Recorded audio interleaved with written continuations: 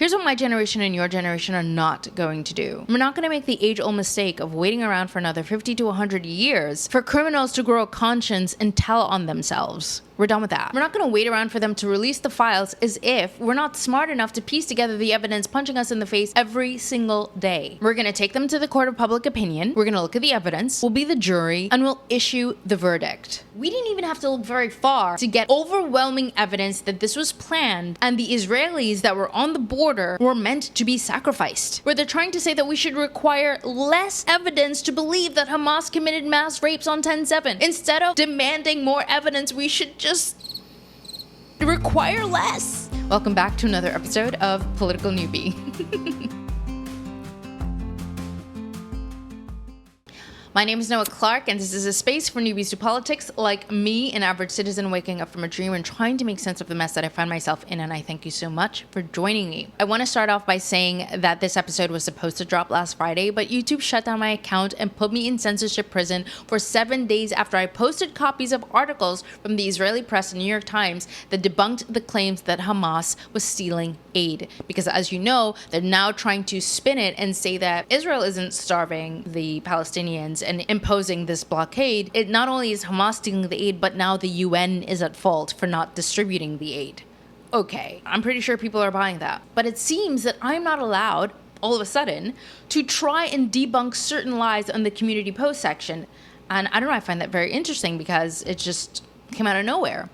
And I don't know if it has anything to do with starting to implement new policies of censorship. I know that TikTok just hired an ex-IDF soldier to run the censorship wing of TikTok. But anyway, I did post the strike warning that I got. I posted the post and the articles that was censored on my X account if you want to see what got me banned for a week. Either way, this episode is going to be filled exclusively with debunking receipts, so we'll see where this lands me. But truth is truth, and we're not going to abandon it no matter the cost. So if you think about the USS Liberty, JFK, 9/11, and so many other false flag events, the leadership class, the people that orchestrated these events, created and left the sloppiest crime scenes behind. Have you noticed? Leaving evidence all over the place, hoping that you and I are too stupid to notice or will lazily wait around for them to investigate themselves and find themselves guilty. With the USS Liberty, they left survivors. There are survivors who came out and told us everything. It was a very sloppy job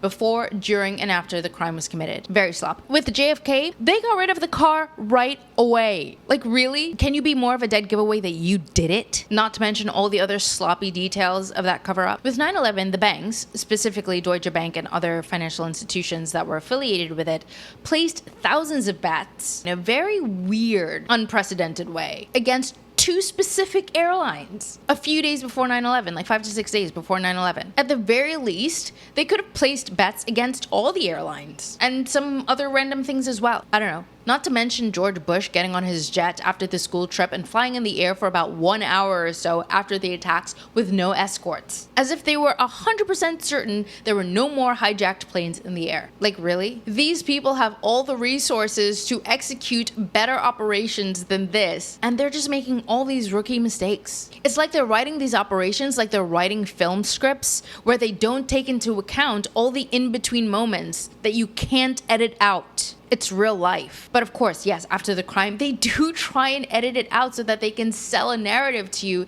And they've been getting away with it for a very long time because people doubt themselves. And the people that don't doubt themselves and are really loud about it, they get taken out. So here we arrive at the October 7th crime.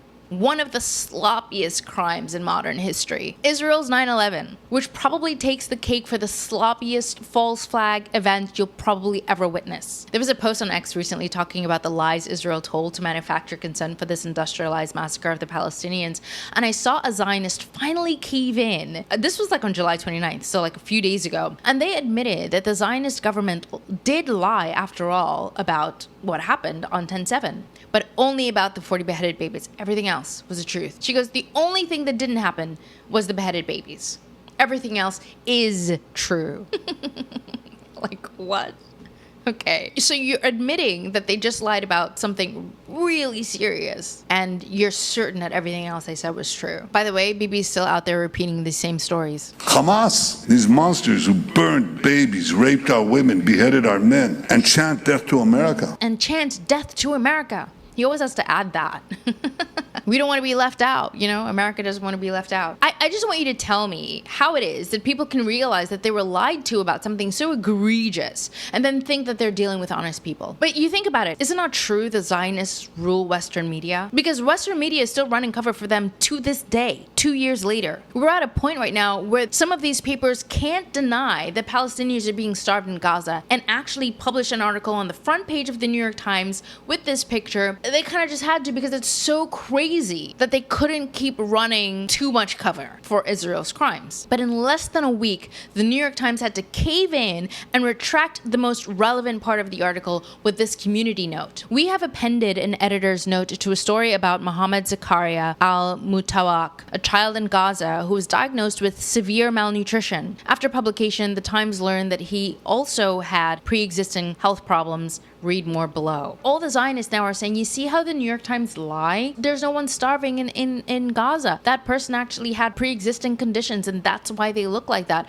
Excuse me? Kids with pre-existing conditions are also being starved to death. That's like 100 times worse. And the Zionists are literally acting as if this is a win. That this is like debunking the whole situation. Mind you, an ex-Green Beret, highly decorated, very credible United States soldier has recently blown the whistle on the satanic IDF cult massacring starving children in Gaza and is making the tour on all independent media outlets, letting them know. I doubt he's been on any mainstream outlets, and he is telling us about a Palestinian child who he interacted with who was killed by the IDF, right? We see this kid. I'm sure everyone's seen it by now, so you don't need me to go into it. But the media is now trying to say that our very honorable decorated soldier who served as a protector of our country for 25 years is risking everything to be the lone guy coming forward is a liar. And this is the proof that they're using. They're saying that this kid here on the right is the same kid that our veteran is saying was killed. You can look at that picture and immediately see that they're not the same kid. They don't even have the same haircut. As you can see, I have a closer picture up here. The haircut is completely different. But not only that, the teeth are different. You can see right here. But listen, I don't even need to convince you that the Western media is providing cover and is in league with Israel's satanic project.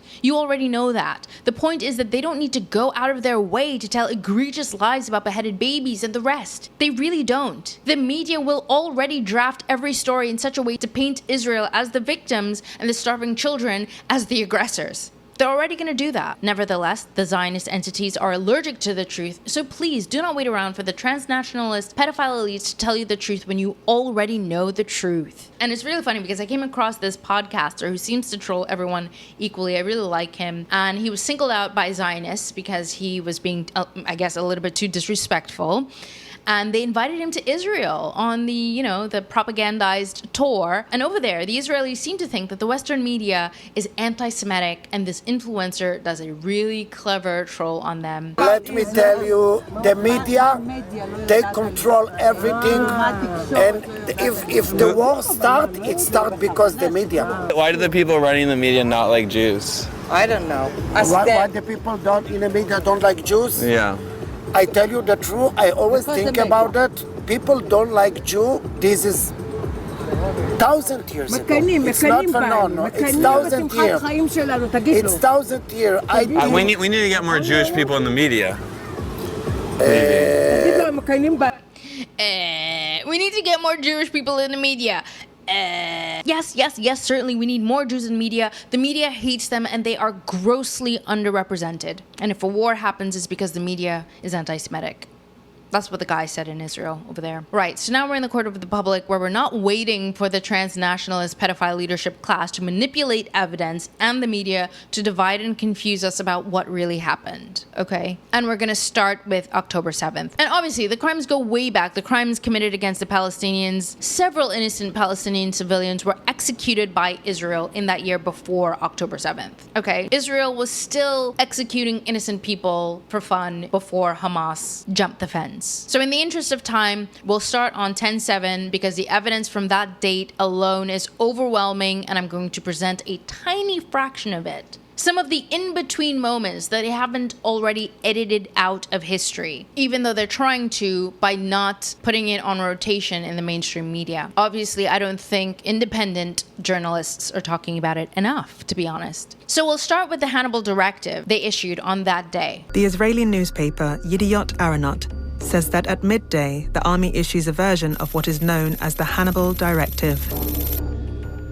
נוהל חניבל הוא נוהל בלתי פורמלי, שאומרת, אוקיי, עדיף לנו שהחייל ייהרג ושלא ייתפס חי. The Hannibal directive is the result of previous humiliations where Israel handed over hundreds of Palestinian prisoners in return for the release of one Israeli soldier. הייתה הבנה שהתוצאה היותר טובה של תקרית כזאת זה חייל הרוג ולא חייל בשבי. On October 7, it seems the Hannibal directive may have been revived and applied even to civilian hostages. Even to civilian hostages. These are things we already know, right? It's fact, it's out in the public. Now, this is a clip from a documentary called October 7th. I don't know if you've seen it, it's on YouTube. But they removed the ability to share this documentary. So I would recommend going to give it a like to help push it out into people's algorithms, because people need to see this documentary. It's amazing. It's an Al Jazeera documentary. And I know that we're not supposed to trust Al Jazeera, but Al Jazeera actually does some really credible reporting. If you don't want to trust Al Jazeera, that's fine. We're going to go to the Haaretz Israeli publication to see what they're talking about in July 7th, 2024. This is the headline: IDF ordered Hannibal directive on October 7th to prevent Hamas taking soldiers captive. There was crazy hysteria. This is a soldier talking about this, and decisions started being made without verified information. Documents and testimonies obtained by Haaretz reveal the Hannibal operational order,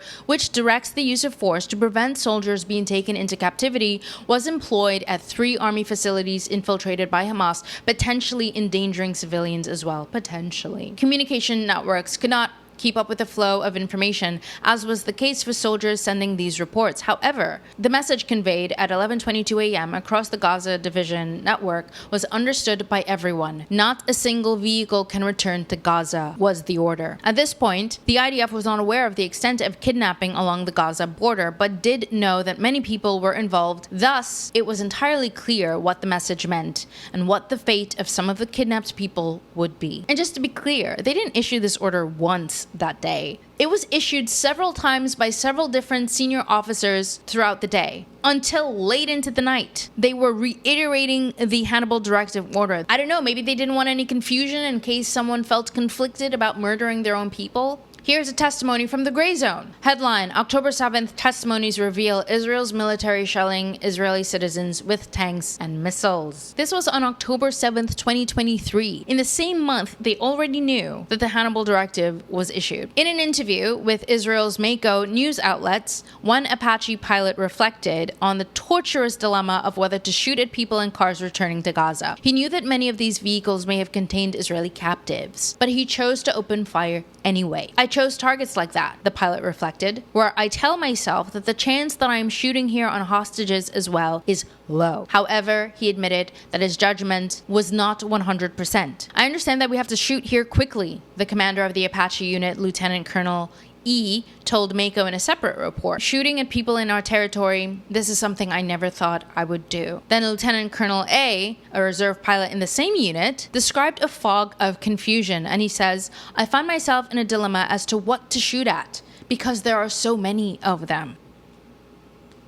Not knowing who's who from an Apache helicopter up above. Then it goes on to say, Tuval Eskapa, a member of the security team of Kibbutz Be'eri, set up a hotline to coordinate between kibbutz residents and the Israeli army. He told the Israeli newspaper Haaretz that as desperation began to set in, quote, the commanders in the field made difficult decisions, including shelling houses on their occupants in order to eliminate the terrorists along with the hostages. Okay, these are Israelis admitting to this. Okay, so we already know this. You don't have to take Al Jazeera's word for it. A separate report published in Haaretz noted that the Israeli military was, quote, compelled to request an aerial strike against its own facility inside the Erez crossing to Gaza in order to repulse the terrorists, quote, who had seized control. That base was filled with Israeli civil administration officers and soldiers at the time. So there are about 500 soldiers who got killed. It seems like Israel killed a chunk of them.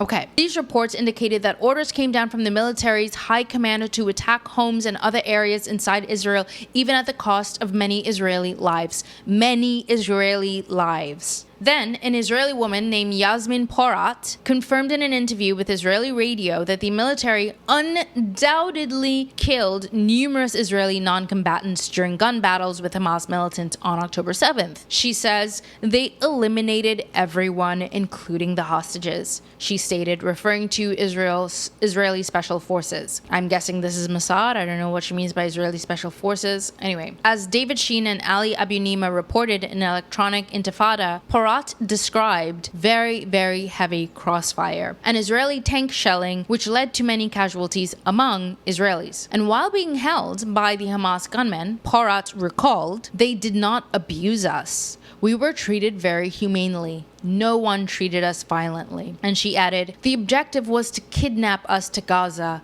not to murder us. As the wave of infiltrations from Gaza drove chaos on the ground, discombobulated Israeli pilots unleashed a frenzy of missile and machine gun salvos. The Apache pilots testify that they fired a huge amount of munitions, emptied the belly of the helicopter in minutes, flew to rearm, and returned to the air again and again. But it didn't help, and they understand it, Mako reported. There's going to be a link to these articles on my account, and until I post the next episode, the X posts that these articles will be pinned at the top of my X account, so you can go find the full articles if you like. And even after the entire day of bloodshed and confusion, the IDF keep issuing these shoot anyone that moves command over and over and over again. As far as Haaretz knows, even at 9:33 p.m., and mind you, the invasion started at 6:30 a.m., this was still the situation on the ground. At that time, there was a further order from Southern Command, close off all the border areas with tanks. In fact, all forces in the area received permission to open fire at anyone approaching the border area without any restrictions. Now, doesn't that sound to you like a deranged group of people that want to kill off as many of their own people so that they can blame it on Hamas, so that they can stir up enough hatred and anger from the West with the expectation that we'd be blind to their planned genocidal retaliation? And when I say planned retaliation, I mean planned. Take a listen to a report from Brianna Joy Gray about this planned genocidal retaliation. A shocking video emerged out of Israel this weekend that critics say confirms accusations that the country's senior leadership endorses an ethnic cleansing campaign in Gaza. Now, as reported by Plus 972 magazine, in Jerusalem on Sunday, 11 Israeli cabinet members, along with 15 members of parliament, attended a conference organized by a major settler group calling for Palestinians to be removed from Gaza, all while dancing, singing, and joyfully in an unusual public site in Israel after October 7th. The event, called Conference for Israel's Victory, prominently featured a map of proposed settlements throughout the Gaza Strip. And during the event, senior members of Israeli leadership gave remarks endorsing the Israeli settlement of Gaza and the West Bank and the permanent, quote, transfer of Palestinians out of the region. Here's Israeli Public Security Minister Itamar Ben-Gvir speaking to the necessity of Israel controlling Palestinian territory. Today, everyone already understands that fleeing brings war, and that if you don't want another 7th of October, you have to return home to control the territory. And here's Israel's finance minister, Smotrich, calling to settle the region from width to length. We are settling our land from width to length, controlling it and fighting terror always, and bringing, with God's help, security to all of Israel. You know what the answer is. Without settlement, there is no security. Now, that conference was held in January of 2024, so a few months after the October 7th attack. Clearly, they were not only celebrating the success of the operation, but they were stating their plans for what they were going to do moving forward. The plan was always genocide. And as I mentioned in my last episode, this started in the early 1900s. As early as 1901, when the Jewish National Fund was established, which was a real estate arm of the Zionist project, with the explicit goal of buying up the land in Palestine exclusively for Jewish people only, which meant that they had to move the Palestinian people in the first Nakba. So it's not like World War II was the reason for this. World War II and Hitler was their opportunity to get it off the ground in a big way, because they had already started migrating into the region throughout the early 1900s. They had to lie about the 40 beheaded babies and the mass rapes and all those things. I mean, you think of what happened when they tried to investigate the mass rapes claims, and then you had Pramila Patten from the UN do an investigation on it, and she was actually not anti-Israel or anti-Zionist. She was kind of like pro-Israel in a way, based on some of the comments that she was making. But unfortunately, she really had nothing to work with to provide a report that was in Israel's favor. So here is some of what she concluded after being the only one that was allowed to investigate the claims of mass rape. Okay, listen to this. The mission team, specifically the forensic pathologist and the digital analyst, reviewed over 5,000 photos, around 50 hours, and several audio files of footage of the attacks. In the medical legal assessment of available photos and videos, no tangible indications of rape could be identified. Not a single shred. While the mission team reviewed extensive digital material depicting a range of egregious violations, no digital evidence specifically depicting acts of sexual violence was found in open sources. And then Haaretz publishes this article on April of 2024. Beyond this, from inquiries put to 3 bodies in the defense establishments by Haaretz, it emerges that the intelligence material collected by the police and the intelligence bodies, including footage from terrorists' body cameras, does not contain visual documentation of any acts of rapes themselves. Not a single piece of evidence or forensic evidence. You don't want anybody to investigate it. And then you say, we're not acknowledging the woman? If you wanted to acknowledge your own woman, you would have people come and investigate it. But instead, a new article comes out last month where they're trying to say that we should require less evidence to believe that Hamas committed mass rapes on 10/7. Instead of demanding more evidence, we should just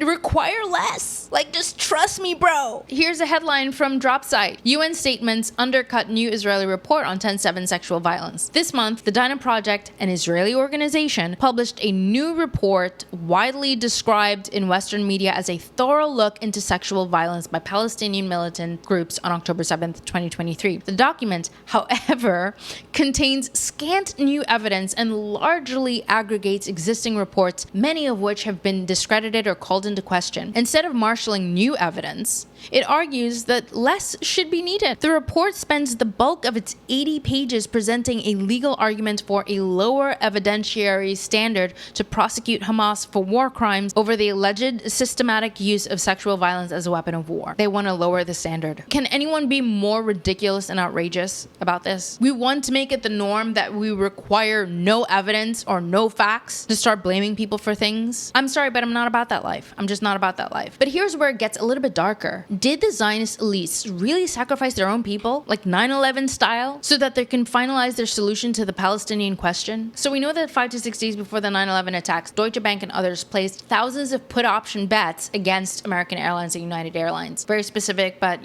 nothing to see there, right? That's what they want us to believe, but we're done with that. There's everything to see there, and we're going to take it seriously. They made a massive profit when the towers hit and Americans died. Now, were there weird financial movements coincidentally a few days before the October 7th attack among the establishments in Israel or anywhere else in the world? There were actually suspicious financial movements 5 days before the October 7th attack. In early December, 2 courageous and prestigious law professors published a shocking story that someone was shorting the stocks of Israeli companies just before the October 7th attacks. That is, on October 2nd, millions of dollars in bets were being made on dozens of Israeli stocks, betting that they would go down in the following week on dozens of stocks. The bets on just one of these dozens of companies made the criminals $10 million. And And the professor said in so many words that these criminal stock traders obviously knew about the coming attacks and profited from these murders by making these bets. The story made news, sort of. You never heard it. These two heroes told CNN that what they found was the tip of the iceberg. This is coming from a documentary that, I kind of took with a grain of salt, even though the documentary was really strong, and I would urge you to go look at it. It is posted on my X account. But I fact-checked a lot of things in this documentary, and they were right. So what's being talked about in this documentary is an abstract that was published to some site. But there was also an article in CNN Business about it, and the headline was, "Unknown traders appear to have anticipated October 7th Hamas attacks, research finds." Those bets that were placed against the value of the MSCI Israel Exchange Traded Fund in the days before the October 7th attack far exceeded the short selling activity that took place during the COVID-19 pandemic, the 2014 Israel-Gaza war, and the 2008 global financial crisis, the paper finds. They knew this was going to be big. Our findings suggest that traders informed about the coming attacks profited from these tragic events, the authors wrote. Mitz added that he and Jackson, his co-author, are very confident that the trading activity is exceptional and extraordinary when compared with over a decade of trading and not the product of ordinary trading. That's how unusual it was, 5 days before the attack. So I have a link to the abstract on my X account in downloadable PDF format, so if you want to go download it and read the entire abstract, and a copy of the article, the CNN article, so you can definitely fact check that. Already, we didn't even have to look very far to get overwhelming evidence that this was planned and the Israelis that were on the border were meant to be sacrificed for profit and for some crazy agenda. And actually, I watched Nick Fuentes' reaction to the kind of hit job that Candace and Tucker Carlson did on him in the interview that they did together. And Nick Fuentes actually explains really well what this agenda that is happening with Israel is all about. And it was pretty scary. I would urge everybody to go listen to that. I'm also kind of disappointed in how Tucker Carlson and Candace Owens are handling Nick Fuentes. I don't think that we should be condemning or writing off anybody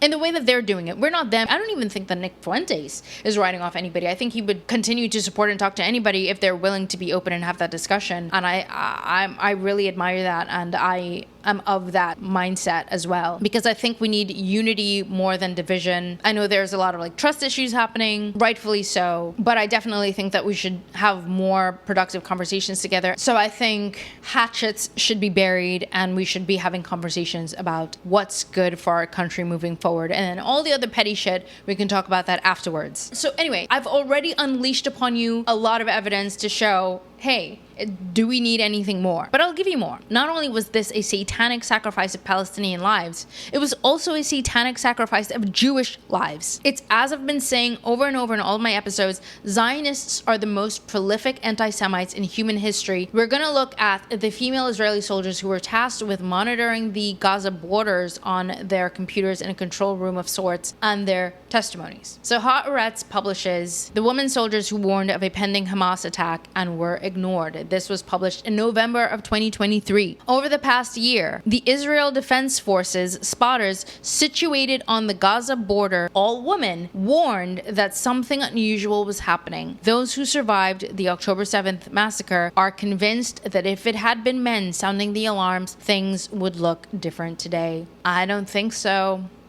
I don't think they had an agenda, and it didn't matter if you were a man or a woman. That's my opinion. These are the people, mostly females, who's tasked with observing the Gaza border fence. There's actual video footage of those same command control center operators reporting on the breach of the fence. They did, and it's documented. From the very start of the attack, the balloons allowed these spotters to see the pickups the minute these Hamas fighters started off from deep inside Gaza, and these women called it in. Now, here are the testimonies of the two surviving female spotters from another article, The Times of Israel. Headline reads, "Surveillance soldiers warned of Hamas activity on Gaza border for months before October 7th. To the first survivor that you see here on the right of the screen, Maya Debunking, we saw people running to the border from every direction, running with guns. We saw motorbikes and pickup trucks driving straight at the fence, she said. We watched them blow up the fence and destroy it, and we might have been crying, but we continued to do our jobs at the time. Rotenberg, who is the woman here below, Yael Rotenberg, was asleep when the attack began, and of the surveillance soldiers who were in the living quarters that morning, she's the only one to have survived. Debunking, the one above, who was on duty, was the only other surveillance soldier at the base not killed or abducted. Rotenberg says, "It's infuriating," she told Khan of the intelligence failure. "We saw what was happening, we told them about it, and we were the ones who were murdered." The two survivors also told reporters, "We were taught that we would report on the incident. We would direct helicopters to the scene and someone would come and save us," she said. "Our mission was to protect the kibbutz, not ourselves. They always said that someone would come and protect us." I really cannot imagine how traumatizing that must be if they felt abandoned. But when you read the full article, you realize that these two survivors found out that intelligence already knew about the suspicious activity the evening before. So when the Israeli female spotters alerted their superiors, they weren't even informed that they needed to be on alert, or that they already knew that something suspicious was happening at the border. They were simply left there as if there was nothing to be concerned about, left alone, unarmed, and uninformed about the security updates. So here's another article that came out last Thursday, actually, as more confessions and truths are making its way to the mainstream. I don't know how mainstream The Cradle is. I don't know who reads it. I don't know who their audience is,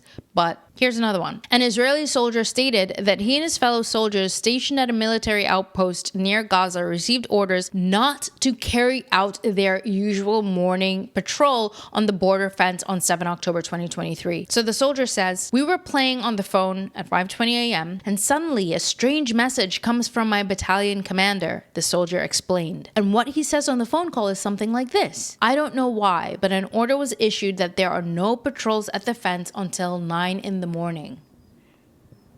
And the soldier is on video giving this testimony, and I will post that link in my X account. And I'm going to say right now that that video was uploaded to YouTube 2024. So the powers that be fully understand that this is public knowledge. The video isn't translated into English, so that's why I didn't post it here. So if you know how to translate videos, or if you speak the language, you're free to go check it out. Do you think that once these people really know what happened, that Israel will protect them and not have these lazy security failures? Worse, if these security failures were on purpose, which we can deduce that they were. That is officially our verdict in the court of the public. Because from the outside looking in, it looks to us like their lives, their trust, and their brainwashing were used against them in service of some vain, satanic, elitist, colonialist, not well thought out project. They've done such a bad job at this false flag. It's so sloppy. And then it makes you think, why did the Zionists, a group that thrives on anti-Semitism and provokes it at the expense of the Jews, embark on a project to concentrate as much of the world jewelry in one tiny geographic location? Why? Did and does their New World Order plan include scapegoating the Jews? Why would they go as far as to leave their soldiers and civilians open and unarmed, completely abandoned? And as of January 2024, the Nova Festival survivors are suing Israel for negligence. Yay. Headline: Nova Festival survivors sue Israel state for army negligence. And here's a fine print right under the headline: the lawsuit does not address evidence that Israeli forces killed many of the partygoers who died at the event through helicopter airstrikes. That's not even part of the lawsuit, but it may be in another lawsuit, because it's known at this point that that happened. So the Israeli border police and Air Force responded, causing a large battle to erupt on Route 232 and the adjacent festival site. Concert goers fled and hid in the trees from the Hamas fighters as Israeli helicopters and warplanes bombed the festival area, a survivor of the festival, Noah Kalash, told Time. The Israeli helicopters killed both Hamas fighters and some Israeli concert goers with airstrikes, according to an Israeli police report. And there is actually a video of this woman talking to Time. It's on YouTube, and she's telling them how she heard the helicopter airstrikes and the gunfire from her side and from Hamas, and she could tell the difference. Listen to this.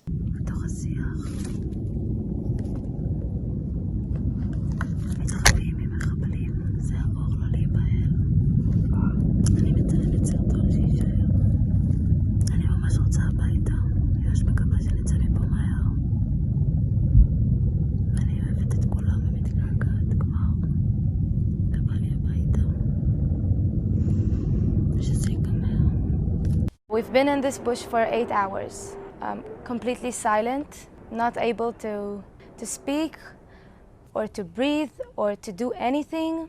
We're just hearing everything happening around. We hear guns all over the place and people shooting, and we can already recognize if it's terrorist shooting or it's the army, or is it an airplane or a helicopter or rockets. I still don't know how many friends have I lost. And she still doesn't know how many friends she lost from friendly fire. Again, this was just part of the clip. You can see the full thing on my X account. But it's crazy because she's saying that she can hear the engagement from both sides, the IDF and Hamas. And little does she know that her fellow soldiers' first instinct was not to rescue her, but to prevent her from being kidnapped by dropping bombs on her, possibly even shooting her. Luckily, she made it out alive. Now, the article that I just read goes on to say the lawsuit further blames the army for failing to notify concert organizers when signs of a possible Hamas attack emerged late the night before on Friday, 6th of October. Senior Shin Bet and army officials held 2 emergency meetings, one by phone around midnight on Friday night and one in person at 3 a.m. on Saturday. However, the officials failed to notify the concert organizers. Had they done so, the concert could have been evacuated before the Hamas attack took place, starting with a missile barrage launching in various settlements in southern Israel at 6:30 a.m. on Saturday morning. How can anybody comfortably defend this nation in America? How can any American comfortably defend this nation when this all comes out? And it's already out, by the way. There are many of us, like you and me, who are already over it. It is a done deal. We are not supporting Israel, and Israel is our enemy officially. Because you're looking at all this evidence, and it cannot get any more transparent than this, that the Israeli government and intelligence and some of the soldiers intended to sacrifice their own citizens. And the exact same thing happened on 9/11. In fact, here's an Israeli hostage telling a radio host on October 15th, so like a few days after October 7th of 2023, that citizens weren't only killed by hellfire raining down from Apache helicopters, but they were also killed by IDF foot soldiers who could tell the difference between Hamas and Israeli civilians and killed them anyway. And you can hear the disbelief in the host's voice. Take a listen to this. ואחרי שעתיים שאנחנו נמצאים שם עם החוטפים, מגיעה המשטרה, מתנהל קרב ירי שהמשטרה שלנו מתחילה אותו, ויש 5 בני ערובה ששוכבים או 6 על האדמה בחוץ, ממש כצאן לטבח מול הירי של הימ"מ שלנו והמחבלים. הטרוריסטים ירו בהם? לא, הם נהרגו מהחילופי ירי, תבין שהיה חילופי ירי מאוד מאוד קשים. זאת אומרת, יכול להיות שזה כוחותינו ירו בהם? חד משמעית, הם חיסלו את כולם, כולל הבני ערובה, כי היה שם חילופי ירי מאוד מאוד קשים. עזים של טנק שירו לתוך הבית, שזה בית קיבוצי קטן, זה לא איזה, רואים את זה בחדשות. כן. זה לא מקום גדול. וברגע הזה כולם נהרגו, היה שקט. כולם נהרגו? מהחילופי אש. מהחילופי אש, כלומר יכול להיות שגם זה מאש כוחותינו? חד משמעית. כן? This is worth repeating, but let's definitely not miss her confirmation that a tank destroyed the house that she'd been... A tank destroyed the house that she was in. That's what he was saying, that the narrator was saying there. But you saw how many times the host had to ask her, like, really, our people killed our own people? And she's like, yes, undoubtedly, yes, that happened. I was there. A tank actually shelled the house that she was in and trying to murder her and the Hamas fighters that were in there. And she says police forces, so I said IDF. I'm not sure if it was like both IDF and police or just police, but anyway. So even though it's not being reported in public media, it is public knowledge that many civilians were slaughtered on October 7th by the IDF or police. Imagine that. Even the police force were part of this, and they were killing their own civilians. So how many people were in on this? It's crazy. That the Mossad knew about the attack, and instead of beefing up security, they actually pulled back and didn't warn the festival goers or the unarmed female Israeli spotters or any of the soldiers that were left behind, that were asleep, is demonic. And they knew that Hamas was preparing for the attacks. Because Hamas posted their training videos on social media. Social media, America, not some black site or some underground website. They posted it on social media, where it was being monitored closely by Mossad. PBS sent 2 reporters on a mission to Israel to investigate how Hamas was able to penetrate Israel's impenetrable defenses. One of the first things they learned, however, was the fact that detailed plans and all sorts of training videos had been posted online in the weeks before the attack. A plan that, as we discovered, had been brewing in plain sight. When I first saw this video, I was like, oh, this is video from the day of. Like, how did they get this produced out so quickly? And then once you look closer, it's obviously a training video. Our investigation found multiple videos recorded by Hamas detailing their planning measures. Posted on social media before the attack, visible to all. We found videos of militants training for attacks on mock-ups of Israeli compounds. Videos posted soon after the attack showed they had also been practicing the use of paragliders. What does that tell you? It tells you that the media, lots of people in the media, lots of journalists already know that this was a false flag attack because they have all this evidence. They're sitting on it. They're not reporting on it publicly. They're not like running it in the news cycles over and over and over, but they know. So now you know that they're actively lying to you about almost everything, which means you should probably stop watching them. In addition to that, they weren't just warned the evening before the attack when Hamas was moving closer and closer to the border. A Texan Republican said that the Egyptians warned Israel about the attack 3 days in advance. Here is what BBC published on October 12th of 2023. So this was all coming out right away. We all had access to this information. Israel was warned by Egypt of potential violence 3 days before Hamas's deadly cross-border raid, U.S. Congressional Panel Chairman has said. House of Representatives Foreign Affairs Committee head Michael McCall told reporters of the alleged warning. We know that Egypt has warned the Israelis 3 days prior that an event like this could happen, Mr. McCall told reporters following a closed-door intelligence briefing on Wednesday for lawmakers about the Middle East crisis,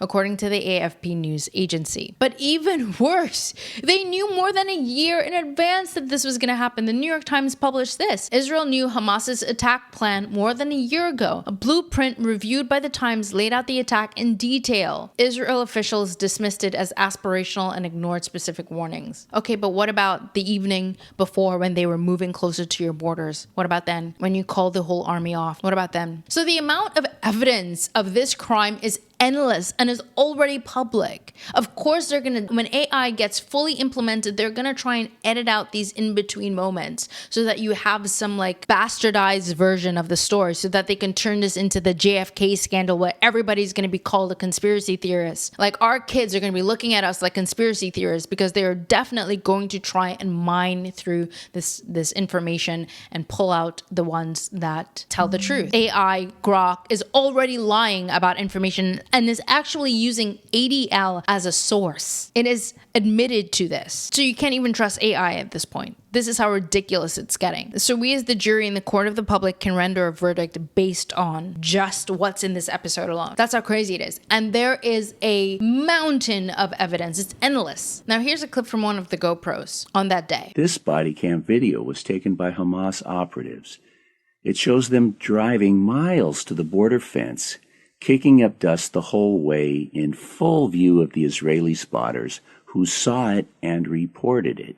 In order to have any credibility, official Israeli television has had to admit what everyone in Israel already knew, that the military disappeared as this tiny invasion took place. This video is mind-boggling. You have to please note at the top of the screen that the New York Times calls this base the heart of all military operations along the Gaza border. What you are seeing take place is this massive attack launched by Hamas upon this completely abandoned military base. And look at the length of this guy's shadow. This is not dawn. The sun is well up. It's at least an hour past dawn, maybe 2, nearly 3 hours after the rockets, and well over an hour after the first attack on the fences. Where was the IDF? Asked the New York Times.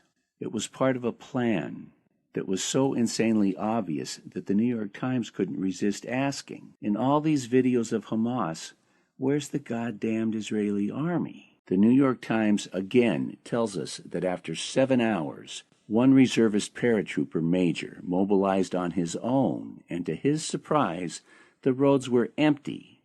7 hours into the fighting, there was no visible military response. Imagine, the military base was completely empty. This whole base was completely empty. Like seriously? You had 2 emergency briefings the night before where you saw Hamas creeping up on your border and you emptied the base? and you didn't tell the spotters, the unarmed spotters in the room who notified you the morning of what was happening. But then you had like mainstream people like John Oliver, who is really big, talking about the fact that Bibi was funding Hamas and that Israel viewed Hamas as an asset. This is how crazy this gets. But Hamas branded itself as the party of resistance to Israel and undermined the peace process with a long series of attacks and suicide bombings. Netanyahu's political career seemed dead, and it wasn't until a series of bus bombings by Hamas in Israel as part of their own efforts to derail the peace accords that Netanyahu was first elected prime minister. His cabinet is stocked with extremists. His current finance minister, Bezalel Smotrich, explaining that strategy out loud in 2015. The Palestinian Authority is a burden, and Hamas is a terrorist organization that no one will recognize and no one will give it status in the ICC. No one will let them lead a decision in the Security Council. The main pitch we are playing now is international delegitimization. Hamas, at this point, in my opinion, will be an asset. Hamas is an asset. And for years, Netanyahu's government was actually allowing suitcases of cash to be delivered to Hamas. When that scandal broke, Netanyahu insisted that that money was for humanitarian aid, which still doesn't explain why it had to be delivered in luggage in the back of a fucking car. So the point here is that even if you're not reading it buried in some of these articles in the mainstream newspapers or independent publications, people were getting some idea of how corrupt Israel is from these late night programs. So the evidence has always been punching us dead in the face, just like it did during the 9/11 false flag attack. Like I've seen VHS recordings of the news that were on the TV back in the day where people were talking about the dancing Israelis, where people were talking about the fact that the planes that were hitting that flew into the towers didn't have windows, that they probably weren't even commercial planes, that they were probably military planes or something of the like. And this is where it gets even crazier. It gets even more difficult to ignore if you're on a jury in the court of the public that a former Hamas member is an Israeli spy. Here he is on CNN chatting up with Jake Tapper, who I think might also be a spy. I don't know. So it begs the question, was Hamas infiltrated? Were any of the Hamas fighters that crossed the border Mossad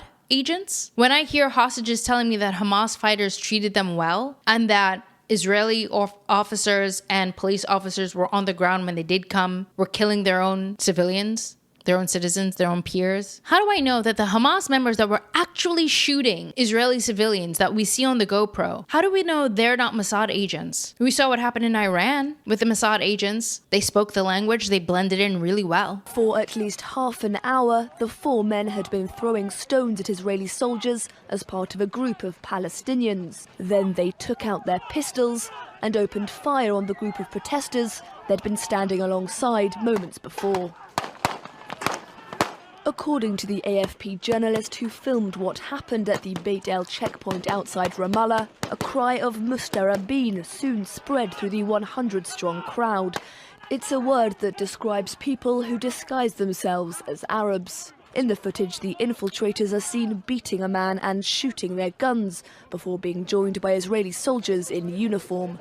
These are all things that we need to start asking ourselves. But even if we don't have an answer to that question, we don't need to have an answer to that question because all the other evidence tells us what we need to know. There is just a lot of infiltration going on. There's like a fine line between like America first and Israel first, America firsters. And this is where we need to make the differentiation when we're looking at the behaviors of our politicians, of our institutions. And then it keeps getting weirder, okay?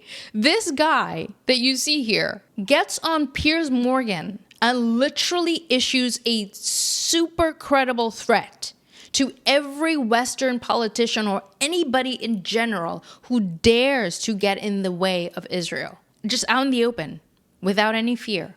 And then he laughs at us like he's playing a game, a Mossad agent. Listen to this. But the entire Iranian regime is going to be history. The Iranian nuclear program is going to be destroyed. And anyone who gets in the way, it doesn't matter where they are, even if they are politicians in the West, they are going to fall. Because we cannot afford letting any Islamic entity, and I said this previously, and I mean what I say, and you need to take this very seriously. Did you hear what he just said? He threatened politicians in the West that if they don't agree with Israel's war against Iran, that they're going to fall. And remember, he's an Israeli agent. Are you saying Israel will murder politicians in the West or get rid of them politically through bribery or whatever else? What do you mean the politicians in the West will fall if they don't agree that to back Israel's war against Iran? Yeah, we will not vote for them anymore.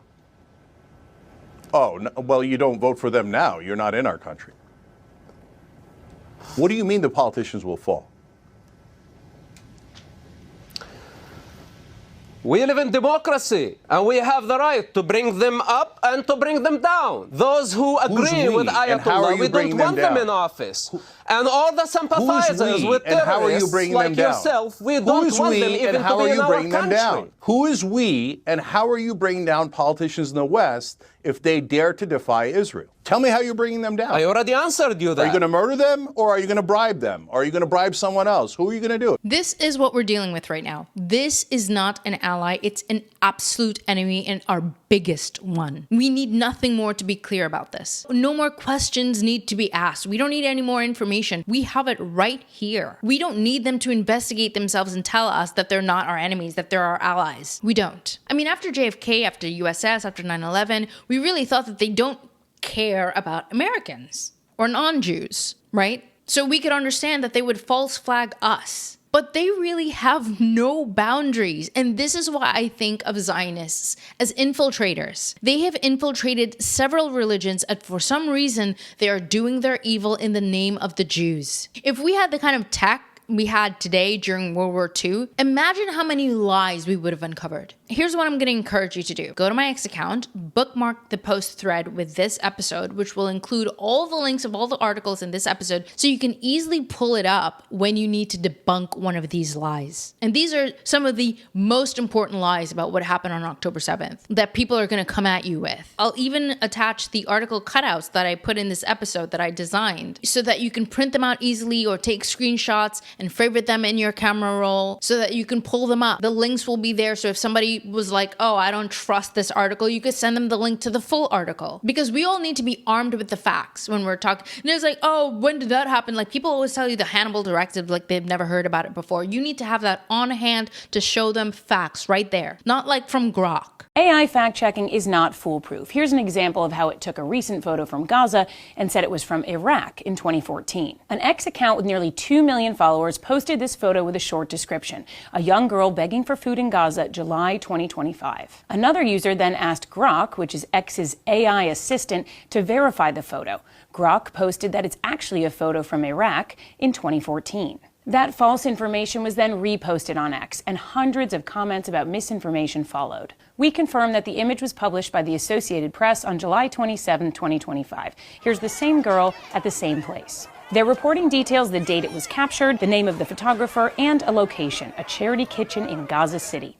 CBS News broadcast it in a report after it was published. When users challenged Grok with this new information, it did correct itself, and it posted this. My prior response relied on similar historical images, but misidentified this one. No bias intended, just an error in verification. Thanks for pointing it out. Accuracy matters. Now, before I go, I have to give you a little bit of encouragement. Here's a clip from a man who puts a British newscaster in his place after the newscaster tries to shame this man for saying that the 80% of Israel that supports this Holocaust are accountable. And then the newscaster saying that, isn't that unfair to the Israelis? Like, still, 2 years later, that's the question you're going to ask when 80% of them support what Netanyahu is doing? Are you crazy? But this is how you got to handle these people, okay? But I think the issue here is we can see demonstrations weekly by Israelis against their own government. Not enough, mate. And the point I'm really just making is, isn't it a bit unfair to say this is the Israelis as a whole? Stop it.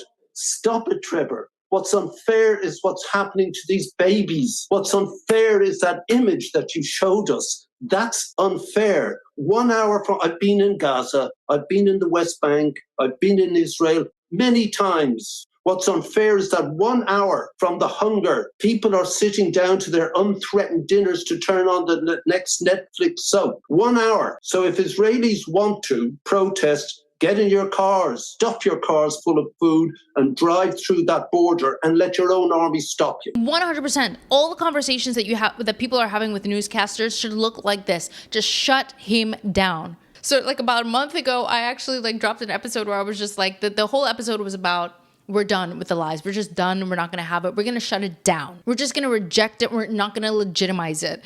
This is the start of that episode. Era of entertaining any sounds or words that exits the mouths of Zionists is over. When they say Hamas, we'll say Hannibal directive. When they say Western freedoms, we'll say Anti-Semitism Awareness Act. When they say Holocaust, we'll say Christian and Palestinian Holocaust. When they say anti-Semitism, we'll say anti-Semitism right back. And I'm seeing more and more of that recently. I don't know if you saw Anna Kasparian holding it down recently on Piers. It was just the most beautiful thing to watch. Every single day as they're waiting for food. No, I'm not gonna let you filibuster, bitch. I'm not gonna let you filibuster. I'm not gonna let you filibuster. You guys are totally okay with IDF soldiers shooting and killing desperate people waiting for humanitarian aid. You're okay with that. I find it so unbelievably evil. Unbelievably evil. It shocks my conscience and my soul. And you see the full clip and it's like he kept saying nonsense, the same talking points. And she just said, fuck that shit. I'm not going to legitimize it. Reject it, point blank. And that's also why I'm saying for people who really don't know or fully have gotten to that point of just like outright rejecting it, go to my X account. There's going to be a link in my description and screenshot or bookmark those articles so that you have it on hand and favorite it in your camera roll on your phone so that you can pull it up fast to show people and shut them down. And then after that, you don't even have to scream. You don't have to say anything. If they want to keep talking, let them keep talking. You know where they stand. You know what I mean? Anyone still making excuses for Israel is either fully insane or on the borderline of insanity. It's just unacceptable. And just think about it. If you only consider that Israel is a land that protects pedophiles, that would be all you needed to know to just say, no, we're done with you. It is the most unholy thing that has ever happened to that land. And I have to say that our land now is unholy. We are now the child trafficking capital of the world. Excuse me? That is insane. And the fact that it coincides with the fact that our nation is now run by Zionists, I don't know. How much of a coincidence is that? And this is public knowledge. Everybody knows it. Everybody has seen this clip. A CBS News investigation has uncovered a loophole that allows accused and convicted American pedophiles to escape justice by moving to Israel. Now, she just said American pedophiles, but what she really means is American Jewish pedophiles. Not every American has that privilege. Only American Jewish pedophiles can escape judgment, if there is even any judgment to be had, because our legal system right now is terrible when it comes to catching and convicting pedophiles. It's really terrible. But if you happen to be one of those people who are convicted, you only get a get out of jail free card if you're Jewish. Can someone explain that to me? And every Western country might have this law. Maybe every country might have this law, to be honest. Which other country is saying that if you're Russian, or if you're an African, or if you're a Chinese pedophile and you commit that crime in America, you can come over to our country and escape the law? Which? Organization called Jewish Community Watch, which is a Jewish organization that tracks pedophiles who have fled the United States to go to Israel, where there's no extradition of Jewish criminals there. And between just the years, I think it was 2010 when they started, when they opened up, and 2016, 2017 when this story was written, so a period of 6 years, there were already 60 pedophiles from the United States that had fled to Israel and were living freely there. Some of them had reoffended there and got thrown in Israeli jails. But so this is a thing. Before Jeffrey Epstein was sentenced, for whatever reason, you have this billionaire who's just the definition of a flight risk. They don't take his passport away. And before he's sentenced, he flees. He flees the country, goes to Israel, stays there for several months, moved all his money offshore by this point. And while he's in Israel, he's telling people there that he's thinking about staying, because you can actually do that. They don't extradite, Jewish criminals, at least. They don't extradite Jewish criminals. It's just, they just have immunity upon immunity upon immunity upon immunity. I don't know. Maybe Harvey Weinstein should have went to Israel. Yeah. Maybe they don't treat rape the same. Maybe it's just if you sexually abuse a child. I don't know. Anyway, Candace said it. It's a demonic fake nation and we're done with it. It's insane what's been common knowledge for so long. A land of lies that protects pedophiles. That should be it. Israel, the land of lies that protects pedophiles. Let's make a TV show out of it. Let's make a movie out of it. Anyway, I said this before and I'll say it again. The only solution to this crisis is to return the land to the Palestinians and pay them reparations for 100 years. The entire Western world and its traitorous Arabic neighbors who are complicit in this evil should all be paying reparations for 100 years. Anything less is ungodly. And we're not going to wait for them to investigate themselves. We already know the truth. Our politicians should now have anti-Israel messaging in their campaigns in order to be viable candidates, and we should demand it. Here's a Republican literally declaring that he would vote Democrat to reject Zionist candidates. He says, I can't believe I'm saying this, but I will vote for a Democrat over an AIPAC Republican candidate. 4 years of a Democrat sounds easier than a politician owned by a foreign government. Ted Cruz really was a sobering reminder of how owned our politicians are, and now we have Elisa Slotkin who just dimed herself out. But honestly, it's not even, they're all owned, dude. I don't think he's aware of this, but they're all owned. And if he isn't aware of it by now, this was like a couple of days ago on July 31st. This is why we have to put our foot down. And what this signals is that we must waive our differences for now so that we can unite. We cannot be a sovereign state and put our domestic and foreign needs first if less than 2% of our country is overrepresented in almost every position of power that exists in our country and have an allegiance to a foreign state that is not only foreign, but a rogue, terrorist, demonic state. And I rest my case. I rest my case, okay? Court is adjourned. Okay, I'm gonna head out, but if I don't see you in my comments, please leave me a thumbs up to let me know that you're here, and I can't wait to see you in my next episode.